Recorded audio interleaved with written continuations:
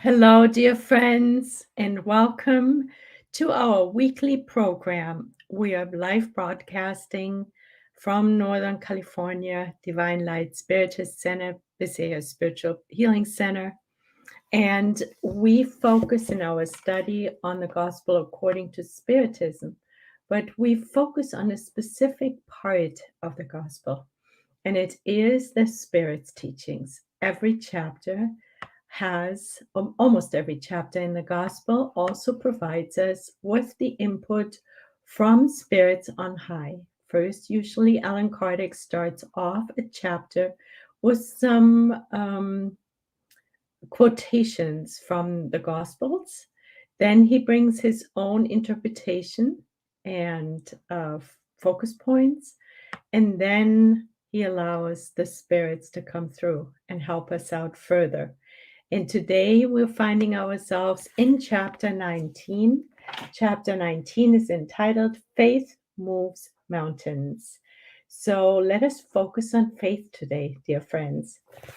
We will be summarizing briefly what Allan Kardec tells us about faith, and then we go straight into the Spirit's teachings, which both come from a spirit protector. So, and for that purpose, let us also share the screen. Please bear with me, dear friends. Okay, let's see. Okay, first of all, it's somebody here and not seeing a name, but thank you for joining, dear friend. And we're going to share now.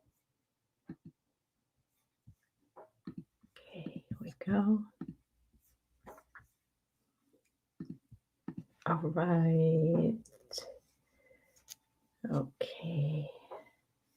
So the Spirit's teachings. All right. So Allan Kardec starts off with a quote by Jesus. If you had faith as a mustard seed, you would say to this mountain, move from here to there, and it would move, and nothing would be impossible for you. Wow. We wish we were that powerful, and as we will be learning and have learned already and may just be reminded, we are powerful and we have more powers than we often believe to have. So when Jesus said that, it's a very empowering guidance. Allan Kardec then continues to say that those mountains that Jesus mentioned in this quote are really our difficulties, our resistance, our ill will, our prejudices, our material interests, our selfishness, our blindness of fanaticism, and our prideful passions, and more. Everything that hinders us and is in our evolution and is more or less linked to selfishness and pride, because we know that at the root cause of all evil on this planet lies selfishness and pride. And those are the mountains that we need to move, and we can do it with faith. What is faith? Allan Kardec helps us out. He says that faith is perseverance, it's strength. It means we have resources, confidence, we are calm and patient. So faith is an integral part of our lives, of our being. True faith allies itself with humility, he also says. So as we see once again, a virtue, which is then the antidote to selfishness and pride. So before we go to the Spirit's teachings, let's for a second just look at Thought in Life. Thought in Life was written by the Spirit Emmanuel through Chico Xavier, and he actually dedicates a whole chapter to faith. And let's just take a tiny peek, because it's just such a wonderful, concise, and beautiful expose on faith. And we're just picking out a few highlights. He says that faith is a power. Faith is a power that is born with the soul itself. So it's in us. It's a power that is in our souls. It is an instinctive certainty in the wisdom of God. Very nice, right? Makes it very clear. An instinctive certainty in the wisdom of God. It breathes within all beings, so faith breathes in all beings and vibrates in all things. And he actually says that it manifests all over around us. If you want to read all the examples he gives us, please refer to chapter 6 in Thought and Life by Emmanuel. He also says that every kind of activity in life develops in one way or another by faith. Wow. And then he explains how. We're not going to go there right now, but please do look at the chapter. It's fascinating. He says to achieve faith, no matter what our religious interpretation of God may be, we must accentuate our own trust in God. So faith is also linked to trust in God, most and foremost. Think of a lens. Okay, then he gives us an example. So then he says, let us tirelessly seek good and waste no time with evil. Good is God. God is good, right? Let us seek the good in people, in things, and events that cross our paths during our daily activities, which help us with faith. So, dear friends, this chapter is a wonderful addition to our study tonight. So now let us move on to the Spirit's teachings. And we are going to, okay, here we go. It's in item 11.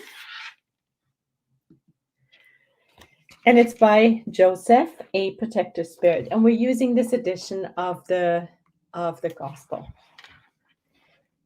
So here it's entitled Faith, the Mother of Hope and Charity. So faith, as we can see in this little slide here, faith, we put faith on top just only because as a mother with two children, there would be below. But that's just duality in action. But maybe it helps us to understand it better. So faith is the mother of hope and charity. To be worthwhile, faith must be constantly active and never dulled by inaction. So faith is an action. It is through our will, a power that we nurture in ourselves. Faith is the mother of all the virtues leading up to God, and its duty is to keep close watch over the development of its offsprings. From faith comes hope and love. Here he says it. Faith is the mother of charity and hope. From faith comes hope and love. So to focus on faith will help us in our development of hope and charity.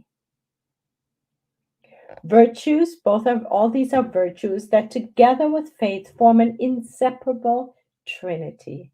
And here we go. We have the Trinity: charity, hope, and faith. Isn't it faith that helps you hope? You hope for the realization of the Lord's promise. Isn't it faith that helps you hope for the realization of the Lord's promise, right? So there we see faith and hope. How could you have such hope if faith didn't exist? Yeah, what would it be based on? What would our hope be based on if there wasn't faith? And isn't it faith that sustains love? Isn't it faith that sustains love? It's so logical, right? If you didn't have faith, how would you express gratitude to God and show the full extent of your love? These are such good questions that we're invited to actually spend more time with them tonight, to ponder, to really truly understand how faith, charity, and hope are this Trinity, this inseparable Trinity. The last question was, how would you express gratitude to God and show the full extent of your love if you didn't have faith? Right? Faith is the inspiration that awakens humanity's noblest impulses. Faith is the inspiration that awakens humanity's noblest impulses and impels it towards the good. Faith is the divine inspiration that awakens humanity's noblest impulses. Faith is also the base of all spiritual renewal. Faith is the base of our spiritual renewal. Without faith, we can't do it. Consequently, this base must be soundly built. Doubt, if harbored, will cleave through the base and imperil the building sitting on it. You must build your faith on a solid foundation. Thus, nurture your faith to be stronger than the futile arguments of critics and firm enough to withstand the ridicule of unbelievers. So, faith, the opening of the chapter was, it's constantly active and never dulled by inaction. It is a constant work. It's an action. Faith is not sterile. It's not rigid. It's not dull. It's an action. So this foundation for faith is also an activity we need to nurture. Sincere faith is infectious. Sincere faith is infectious and captivating. It touches the soul of people who lack it and even those who rebuff it. So this is really key, that when we interact with people who don't have faith, we now understand that our faith can be infectious. I've experienced it one day. It was a situation where I was very challenged, and a person came by, and it was actually in Brazil, and told me to have faith. And the way this person said it and pointing to the heavens, it just cut through all my lack of faith that I had at that moment. And it gave me peace and strength to take the next step. It instilled hope and opened my heart. It's a beautiful thing. So faith is infectious and captivating. It touches the soul of people who lack it and even those who rebuff it. It inspires persuasive words that touch the heart. As opposed to faint faith, which only uses high-sounding words and leaves listeners cold and indifferent. And here it is again, just like what Jesus did. Words, actions speak louder than words. We are invited to model it, to teach through the example of your faith. Teach through the example of your faith, and you will infect everyone. Action. Teach through the example of your works, and you will demonstrate the merit of faith. Teach through an unshakable hope, and everyone will see the courage that empowers you to brave even the hardest of life's challenges. Leading by example. When we have been able to build this foundation super solidly, and we have absolute unshakable faith in God, we can help our brothers and sisters just by being. What a beautiful thing, so effortless, right? And we never know where our seeds of faith fall. They may fall on very fertile ground, but it may also fall on not such fertile ground. But let us never forget having faith and radiating it out. Have faith, he says. Let yourself be enraptured by all its beauty and goodness, its purity and rationality. Don't accept a faith that can't stand up to reason, for that faith is an offspring of mental blindness. Right? So we have blind faith and we have reasoned faith. And in Spiritism, we practice reasoned faith, the faith that makes sense, the faith we can observe, the faith that we can explain, the faith we build for ourselves based on reason, not blind faith. Love God, but know well why you love God. Believe in God's promises, but have clear understanding of why you believe in them. The mind is always active. Listen to our advice, but convince yourself of the ends we point you to and the means we suggest by which you can reach them. We're listening. Trust and be patient without ever losing heart. Trust and be patient without ever losing heart. Miracles are the works of faith. Miracles are the works of faith. Jesus said, you can move mountains. But let us be patient and let us practice faith and let us be solid about it and reasoned, not blind faith. Let us do our homework, letting the light of discernment shine super brightly. My dear friends, let us move on. So this was item 11. The faith is the mother of hope and charity. So now, next chapter is entitled Human and Divine Faith. And that comes from a guardian spirit. In human beings, faith is an inborn feeling about their future destiny.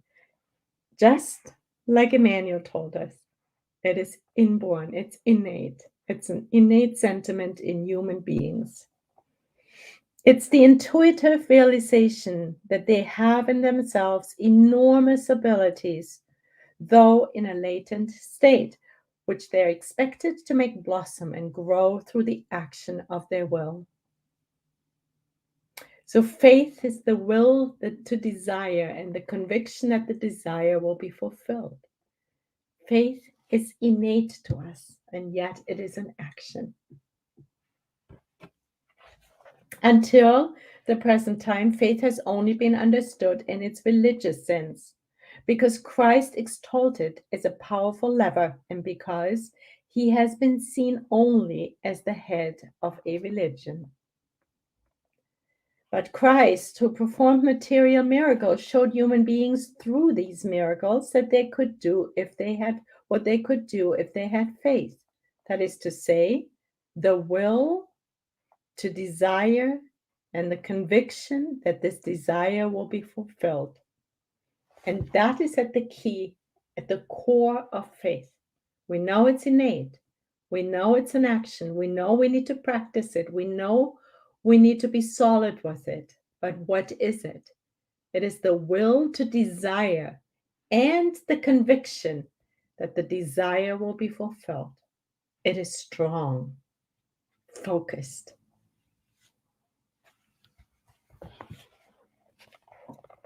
So this is very important, dear friends, this particular attribute, this definition, that faith can move mountains.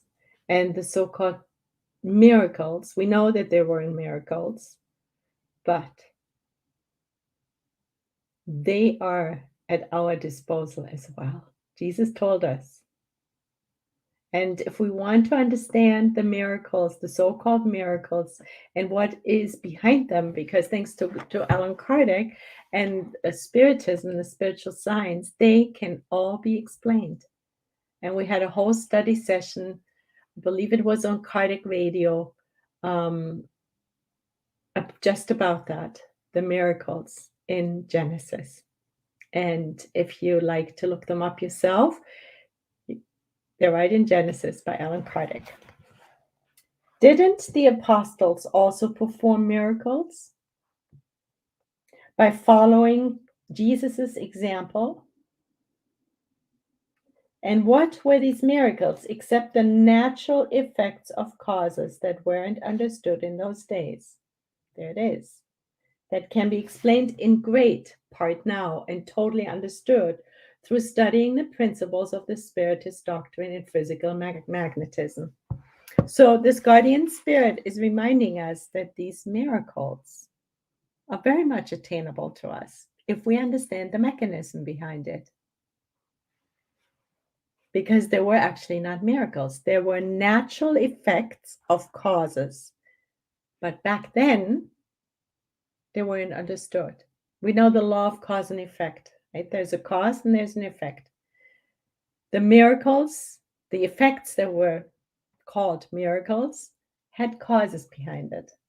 And these causes are explained by Allan Kardec in Genesis. And our protector, our guardian spirit, is alluding to that.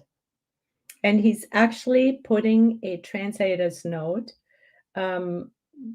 behind this sentence, because it says that these effects can be explained in great part now and totally understood through studying the principles of the Spiritist doctrine in physical magnetism. And here comes the footnote, which is related to magnetism. Physical magnetism related to properties of animal magnetism, a system of healing proposed by Franz Anton Mesmer.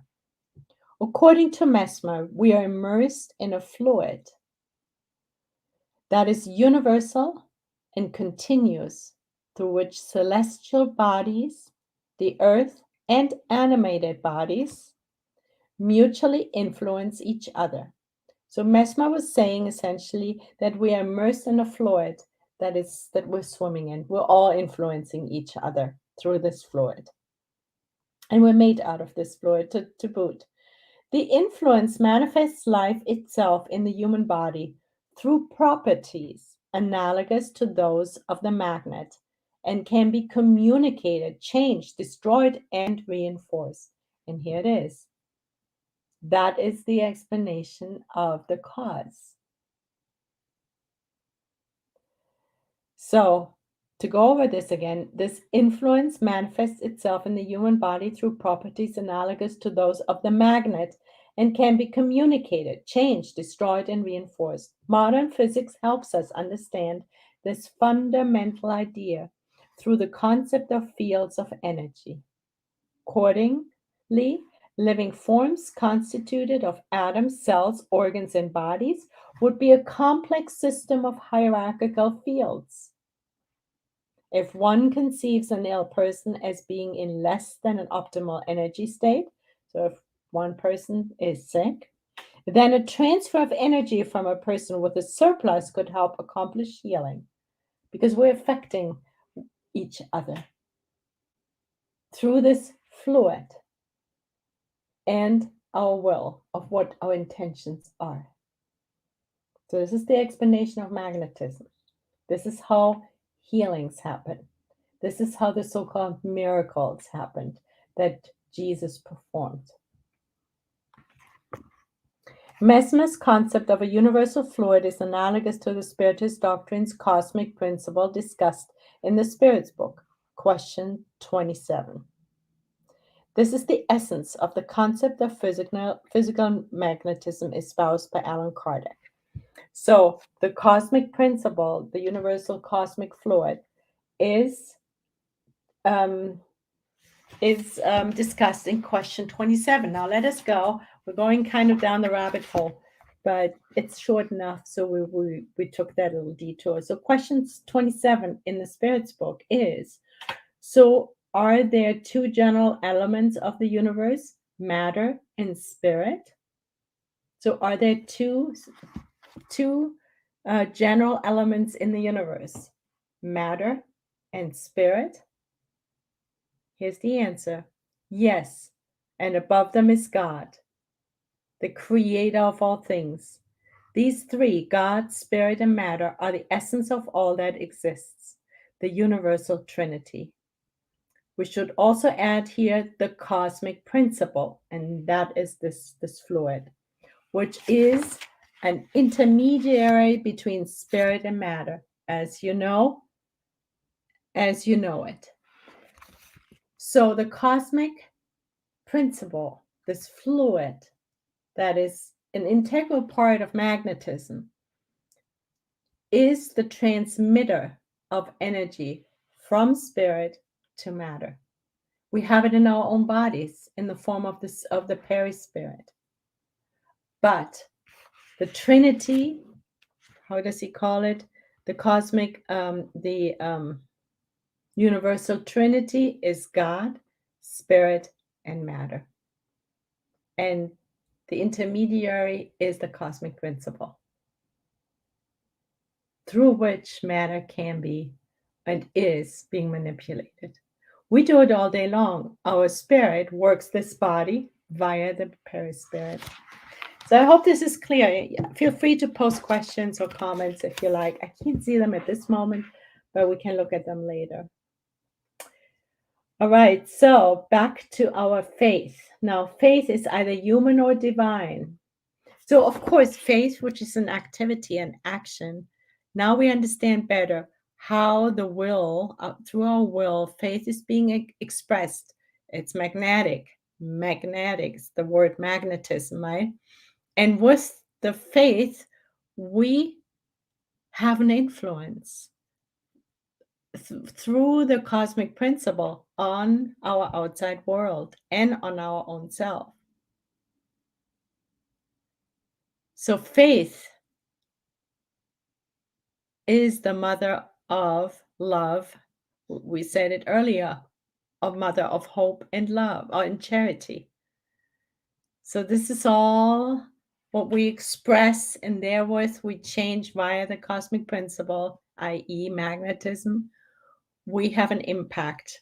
We cause an effect. And that's exactly what Jesus did in his miracles, so-called miracles. I hope this is clear. I really hope it's clear. Okay, so faith is either human or divine.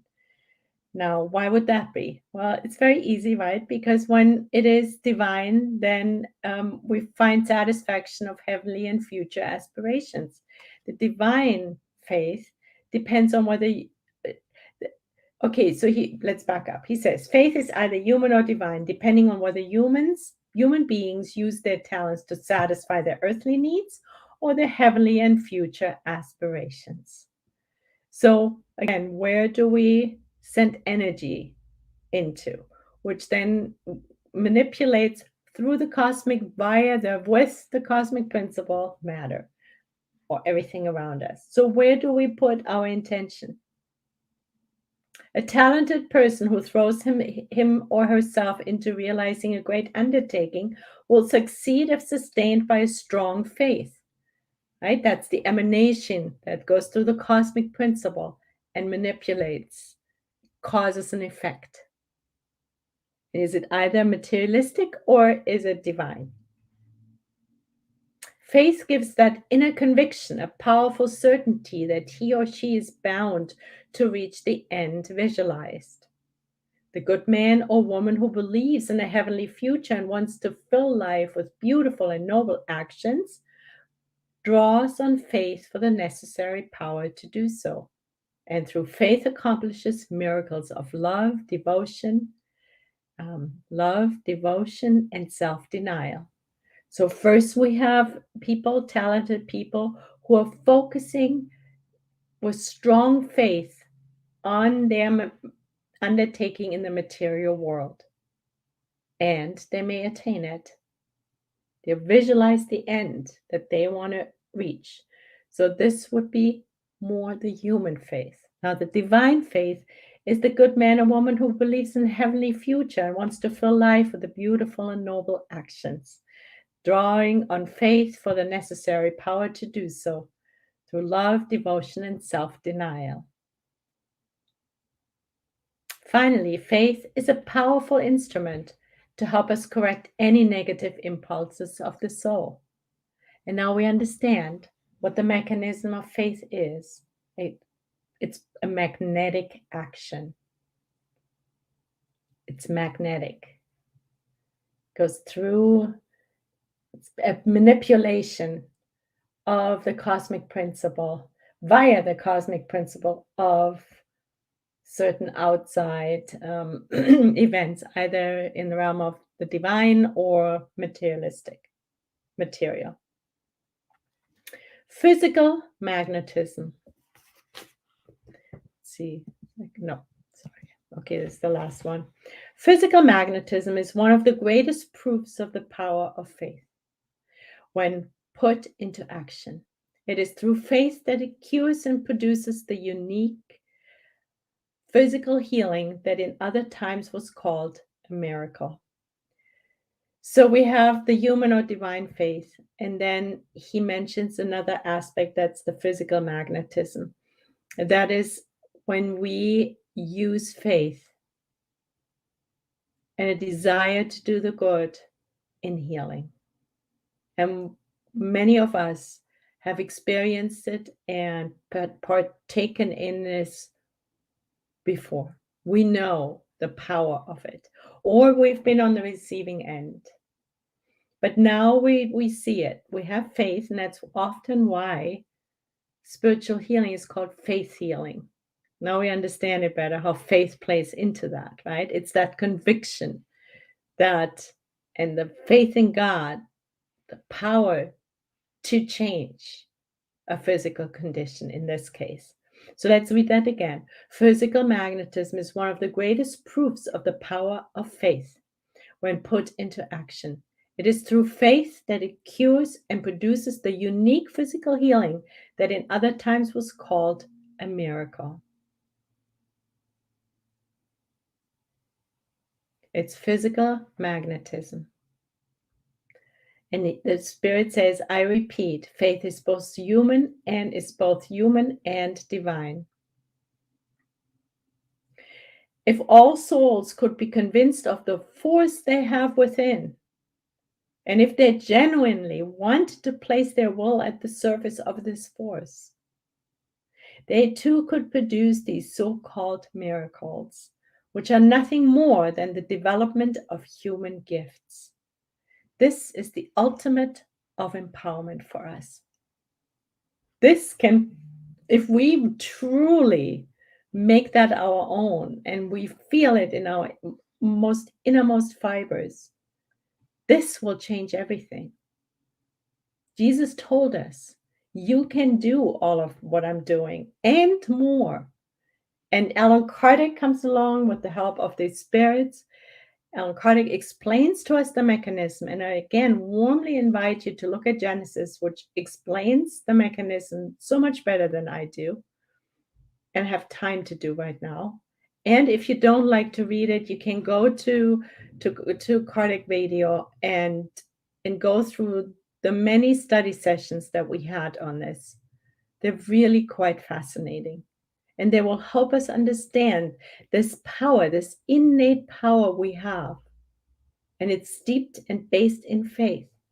And it's both the human faith, which is the satisfaction of earthly needs, and the divine faith, which is the satisfaction of heavenly and future aspirations. And we're going to read the last sentence again, because hopefully we'll feel so, which it says, an opening for any one of us who sometimes feel hopeless. We know now faith is the mother of hope and charity. Let us have faith. We have the power to change, not only ourselves, but also facilitate change. Let us read this again. Faith is both human and divine. If all souls, if all of us on earth and yes, he says souls, not spirits. If all souls could be convinced of the force they have within, and if they genuinely wanted to place their will at the service of this force, they too could produce these so-called miracles, which are nothing more than the development of human gifts. Why does he say to place their will? And if they genuinely wanted to place their will at the service of this force, namely faith. Emmanuel tells us in Thought and Life that the will is in charge over our mind. It's like the boss. The mind is a whole huge corporations with tons of different compartments, departments, and the will is the boss. It stands over it.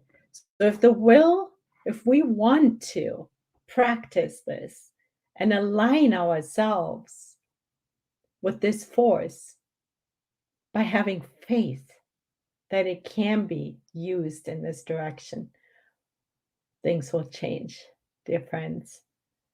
The time is over to feel small and powerless. We have the power.